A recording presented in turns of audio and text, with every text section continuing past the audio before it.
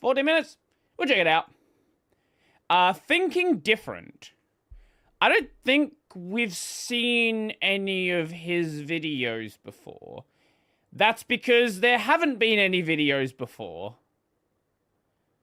Right. Okay. I don't know if this is a channel that everything was deleted from or what this is, but... Check comments real quick. Great to be back. Okay, yeah. I see. He's back. Okay, yeah, so this is someone who must have just deleted the channel before. Okay. I really like buttons. I Same. always have. When I was a kid, my family would find me pushing buttons I wasn't supposed. Yeah, but buttons in cars just another thing. Not that. That was what. You said context, and that's the only context I knew about.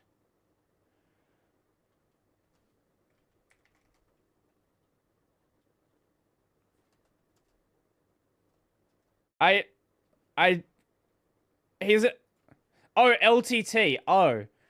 How would I know that was the context? I thought you were saying it was an ex-Apple employee. How was I supposed to, like, even know that was context to look for? To, and then suggest they get me a button board with all sorts of different types of buttons to fiddle with. That sounds great. I'm still waiting for it. I've never seen MAC address. It is why I absolutely hate flat design. It's basically the way your computer and websites have been looking for almost a whole decade and a half now. Yeah, ever since, like, macOS Yosemite was kind of the start of it on the Apple side. Windows 8 on Windows. You can kind of argue when on Android. Around KitKat-ish, somewhere around that point. Obviously, it got flatter and flatter over time, but I would say KitKat was the start of it. Linux started it a lot more recently, probably with...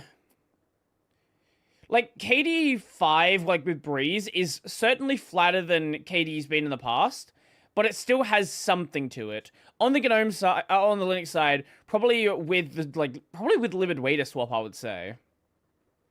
I'll say Marshmallow's the first Android that was good.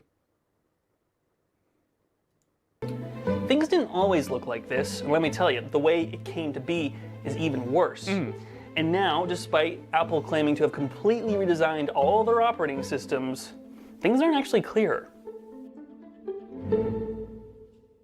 Yeah, something that needs to be remembered is, like, just because someone is paid to be a designer, that doesn't mean that they are good at design. I think KDE is a perfect balance of really simple but not boringly flat. Yeah, true. The stage is set for something new. Let's take a look. When Apple announced their all-new liquid glass redesign at WWDC last June, I was struck by how their VP of Software Design, Alan Dye, introduced it. Software is the heart and soul of our products. It brings them to life, shapes their personality, and defines their purpose. This is correct, sure, but that is the most banal teacher's pet copy one could write about Apple software. And of course, the flat design, what life and personality are we talking about specifically? It appears that liquid glass might be bringing some personality to life, and I should be excited for it, because just look. System buttons within the updated operating systems warp and refract the content behind them. It's a neat effect, and tapping and moving these buttons make them bounce and bloop in a satisfyingly I'm not a fan of the bouncing. fluid way. But I'm actually not happy, because liquid glass is a dumb user interface design idea dropped on top of the existing flat design paradigm. And it fundamentally doesn't make any sense. Yeah, it's like, let's take flat design and then add, like, fancy blur onto it, but don't actually change anything. I miss skeuomorphism. A part of me does miss it as well. There is, like, there's variants of it, like, neumorphism, which didn't last very long. This came around in, like, you probably don't even remember it because it died out pretty quickly. This came around 2020. But, like, a full skeuomorphism, there was definitely some vibes to that. sense. The first example appears right when you boot up the phone. Sliding up the lock screen, the bottom edge of, I don't know, the glass appears to get thicker, refracting the wallpaper underneath at its edge. Right. Then, once it's out of the way, there's a quick transition to the home screen and its wallpaper. What metaphor am I interacting with here? It's impossible to describe because it's impossible to imagine. Yeah, they've just literally taken the design they had and then slapped blur on it. Fancy blur, okay? Not just regular blur, some fancy blur, and there are some Apple engineers that spent a lot of time working on these shaders. Don't get me wrong. But it is still the same design, just with some fancy shaders. The liquid glass refraction effect itself is neat to see. It reveals a volume to things that haven't had any for a while. The design goal they constantly articulated was to make sure that the interface doesn't get in the way of the content. But that's the weird thing about liquid glass, is that it needs content behind it moving to be visible. The more complex said content, the more noticeable the effect. And the more noticeable the effect, the less legible the other content set in liquid glass is. To address this, tab bars and controls shift from black to white, depending on what's scrolling underneath to maintain contrast. And there's a blur and fade applied to the edge to help those controls stand out. It's just so messy, and worse still, a colossal waste of space. While I guess I'm technically seeing more of my content, the usable area of said content is shrunk. Because there's stuff on top of it. Putting Safari tabs in this pill shape means there now needs to be extra pixels of buffer for it to look decent. Robin? This is a whole separate discussion. I don't really like pill design. I know it's a thing that certain designers really, really, really love, but I don't like pill. A one-off element by itself is fine. It does not work for a list like this, though. Like the GNOME workspace, for example. Like, the GNOME workspace, I think, is fine, because it circles inside of the pill. But anything else besides that... Space for content. The price of the buttons I so desperately wanted was tools. Now this is a desktop. I think this might... No, wait, when was Leopard? What was macOS Leopard? This might be a little before my time. That's Leopard. Maybe, I think my first was Snow Leopard.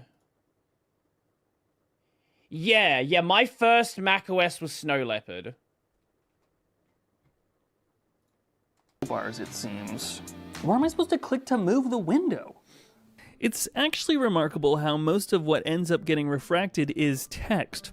So what was once contained by said toolbar is a visual mess.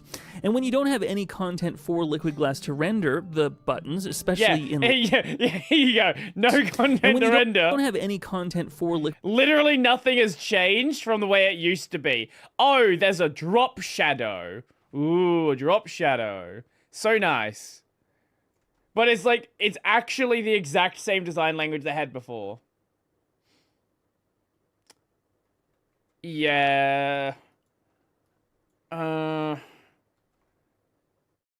It's certainly, like, what you can say about Apple's design language is it's very fancy. It is incredibly fancy. And everything about it makes you know they spent a lot of money on it. But does that mean it's better? Right?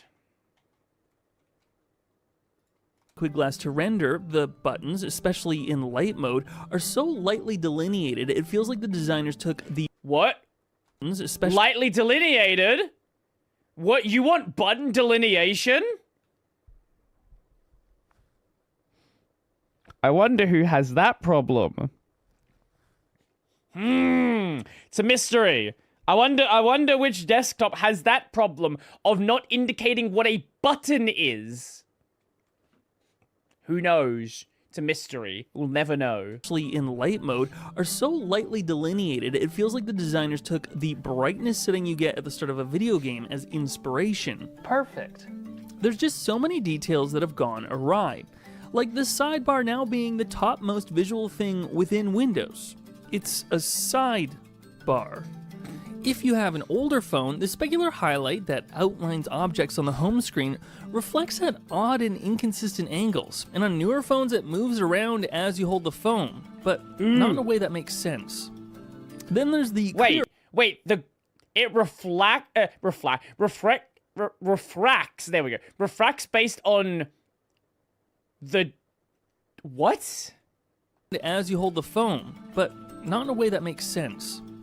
Then there's the clear icon as you hold the reflects at odd and inconsistent angles, and on newer phones it moves around as you hold the phone. That is awful. Why would you want the design to change as you move the phone around?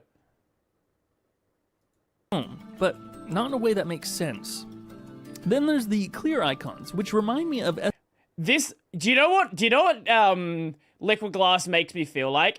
It makes me feel like the engineers and the designers really wanted to justify keeping themselves employed. It's like, how do we do as much work with as little work as possible? The dock moved on rotation since iOS pre-10. I don't care when they started doing it. It's a bad idea since then as well. SNL's Crystal Gravy. On the Mac and even the iPad, the extra wide corner radius on Windows makes no sense and makes the OS feel unserious. Oh, and every single icon Apple designed is worse and ugly. Flat design hasn't actually gone anywhere. Software designers are still somehow afraid of drop shadows, distinctness, delineation, things that make a computer easier to use.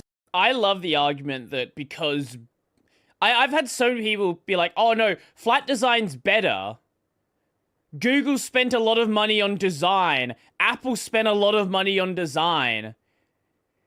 If all of your design references come from an era where flat design is the only design that exists, it makes sense why any new designer would design with flat design language. It's your only modern reference material. And easier to see. These are problems I thought flat design is fine. The lack of color is the problem. We solved years ago, only to have it abandoned with flat design. It's still something I'm salty about, especially because I know what happened.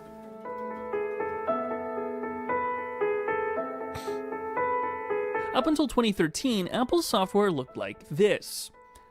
Contrast and textures were abundant. Text fields had drop shadows in them to look like something you would type into, and buttons were rendered to appear like they were suddenly coming out of the screen with defined touch areas. Oh man. The name for this style is colloquially called Skeuomorphism, which is a horrible name for a design concept where one keeps certain attributes even when they're technically not necessary anymore, like the tiny handle on a maple syrup bottle. Yes. I, however, think the term was used to discredit how Apple's software looked up until that point. If you look at the designs we did at Apple, we talked about photo-illustrative designs. We talked about metaphorical designs. You want to know another thing that Apple was proven right on, and eventually people finally caught up? Retina. Retina is a stupid term, but they were right. And everyone else finally realized that they were right, that 4K displays on a phone do not matter. They barely matter on a 27-inch display, and they probably don't matter on a laptop. To be fair, I'm going to know, Brodie, every KDE toolbar uses fully flat buttons with no visual indication. Oh, visual identification. Sure, it was a joke. These were infused into the design sense of Apple by Steve Jobs since the original Mac, if not earlier. The original Mac had a desktop and folders that looked very much like the desktop on which that Mac sat. 27-inch, I think you can make a reasonable justification for 1440. 1440, I think, is fair. Yeah. And so we use these design philosophies. It doesn't mean that we loved every single part of it. It doesn't mean I loved every single part of it. There's definitely things that I was less a fan of than others. But we built these designs that worked. And how do we know they worked? I mean, you just had to watch people use it. Johnny Ive, and I'm sure plenty other executives within Apple, hated it. They didn't like how it didn't match the minimalist aesthetic of Apple's hardware. And after Scott Forstall was ousted for not apologizing for Apple Maps, Johnny Ive, a hardware designer, was put in charge of software design. That's gonna go well. Boy, did he change things. Yeah. Flat design, I should note, was not an Apple invention, though they do have their own lame take on it. The actual start was with Microsoft, who introduced it with the Zune and then brought it to the mainstream with Windows Phone 7. Windows Phone 7? I remember catching a demonstration video for it on YouTube at the time and being in complete disbelief. Right. That was the same design they used for late 360 as well. That was Microsoft. Apple never copied Microsoft. In fact, they used to make fun of Microsoft for copying them. And yet, I'm sure Johnny, looking at those tiles and those giant, thin, type-faced headings that fit beyond the screen, was really jealous. We try to eliminate as much Chrome as we possibly can. And so he did something about it.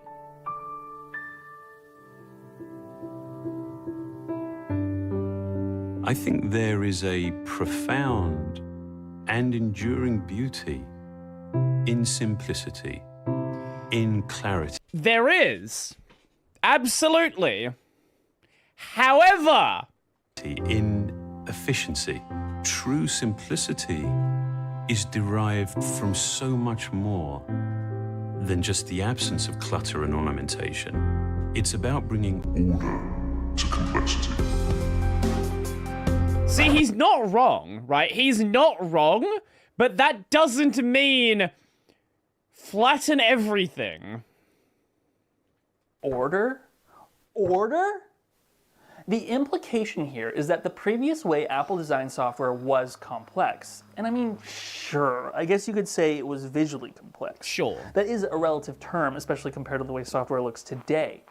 But visual complexity does not mean functional complexity. In fact, I think that some visual complexity is absolutely necessary to the functionality of software. In an interview with USA Today at the time, software VP Craig Federici used the new high-resolution display to justify the change, saying, "Before, the shadowing effect we used was a great way to distract from the limitations of the display."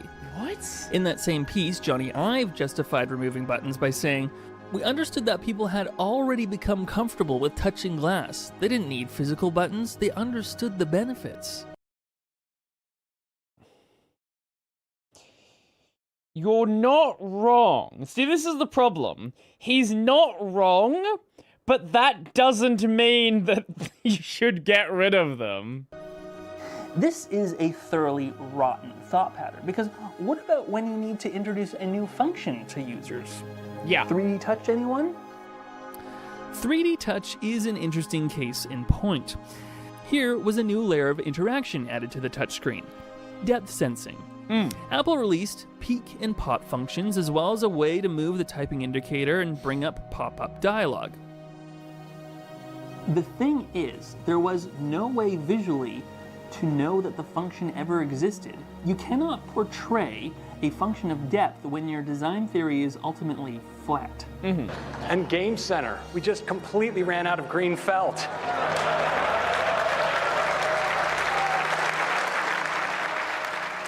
In retrospect, I would love to go to an Apple event, because it just seems like everyone there claps at everything.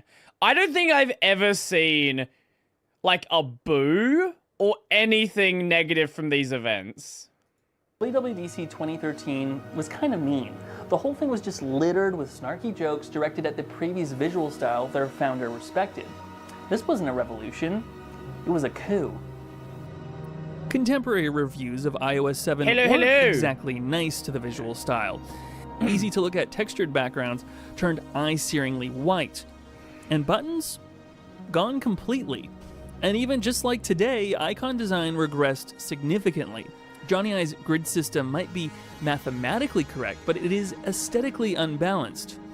Hey, at least they weren't a super ellipse. God, I have to admit, I've grown a little cold on Johnny Ive. He's designed some great hardware in his time, but he clearly never respected why Apple software looked the way it did. And to be honest, his engagement waned and he left the design chops to Alan Dye, who gave us liquid glass.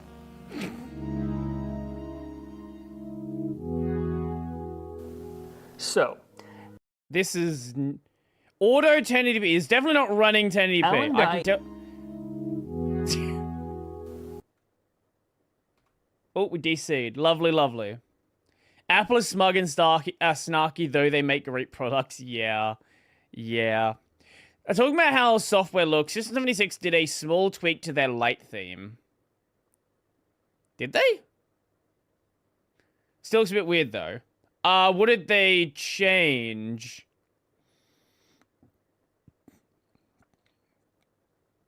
Pantheon is basically a blend of GNOME / Mac OS X. Oh, they just did it. Okay. They made the gray even more gray. So, do you have, like, the commit number or the merge request or, like, an image of that I can find? Alan Dye introduced liquid glass like a teacher's pet, Johnny iOS 7 like a fascist, but what about Steve Jobs when he introduced Aqua to OS 10 at the turn of the millennium? You know, when you design a new user interface... Oh my god. Oh my god. What? What a look this was.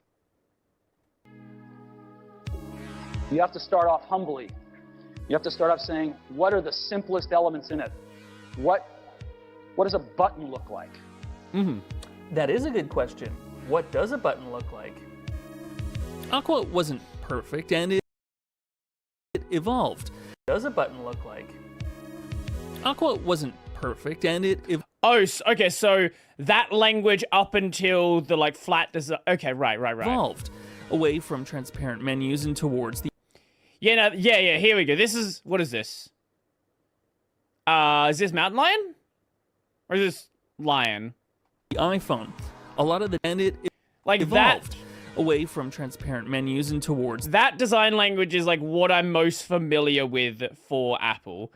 When I think of a Mac, this is what I think of. Snow Leopard. Okay. Yeah, this is what I think of when I think of Mac. Mountain Lion. Okay, yeah. Anything after this point just throws me way off, and I don't know why they've gone the route they've gone.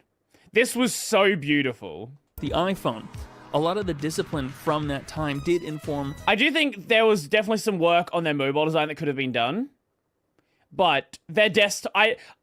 If I was in charge of Apple, I would have never drastically changed their desktop design. That design language should have been what they stuck with forever. Also, 18% battery. Fucking charge your phone. The way Apple approached software design for the revolutionary mobile devices we use today. And that was the goal of this user interface, to make it span the range so that our people turning on their iMac for the first time were enchanted with it and was super easy to use. And yet our pro customers also felt, my God, this takes me to places I thought I could never get to. But consider this, Brodie, at the time the design was aging, getting long in the tooth. That's fine. That's totally fine. Designs don't need to change. I like this idea of designs aging and designs not be like just sort of having to fall out of fashion. That doesn't have to be the case. You don't have to change stuff because it's been the design for a long time. The reason why it changes is because designers have to change it, otherwise there's no reason to keep them employed. Right? Like, look at KDE, for example. How long has Breeze been the theme for KDE? When you don't have a employment incentive, there's no reason to fundamentally redesign.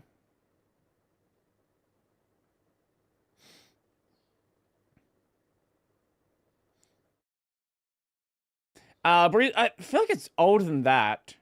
Yeah, it's got to be way older than 7 years now.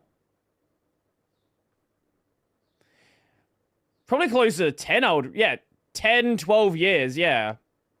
Like, when you don't have a employment incentive to redesign stuff, there's no reason to do so. Now, are there things you can polish? Yeah, absolutely. But when you're a designer, right? If you don't come up with a fundamental redesign, why should you have a job, right?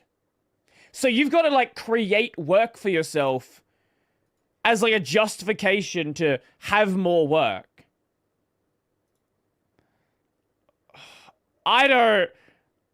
What the fuck is this font? I don't know how I feel about... I think that Cosmic doesn't really know what they want to do with the light theme. Honestly, I think everybody at System 76 uses the dark theme and does not even remotely know what to do with the light theme. They've completely missed the mark with this. What's interesting is that there's actually a freedom of expression to Steve's goal that Alan's empty personality and Johnny's order have never allowed for. What could we have missed out on if we weren't afraid to mimic the magic of the real physical world within our software? Crazy. Imagine that. 7 years ago, former Apple engineer Bob Burrow posted a video of his software design concept that used the front camera to render a reflection of the light in your physical environment off the software's interface. Oh, I love it.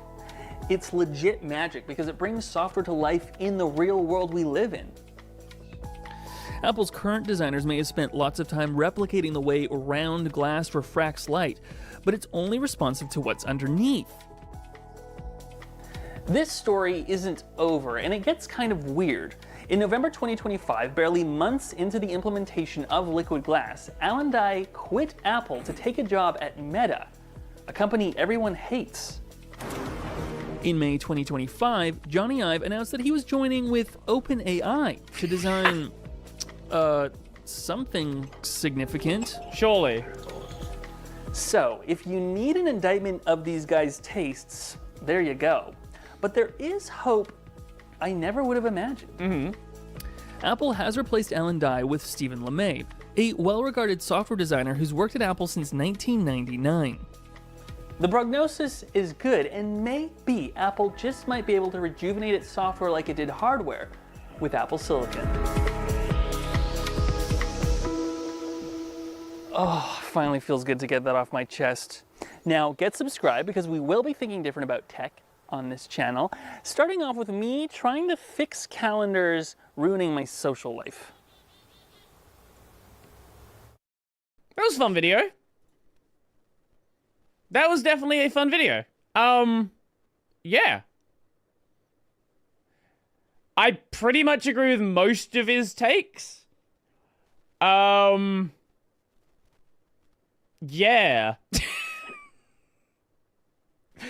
I think it's a pretty common thing to say that, like, liquid glass isn't great. I don't hate it, but the longer that it exists for, the more that I don't like it. That's kind of where I'm at with it.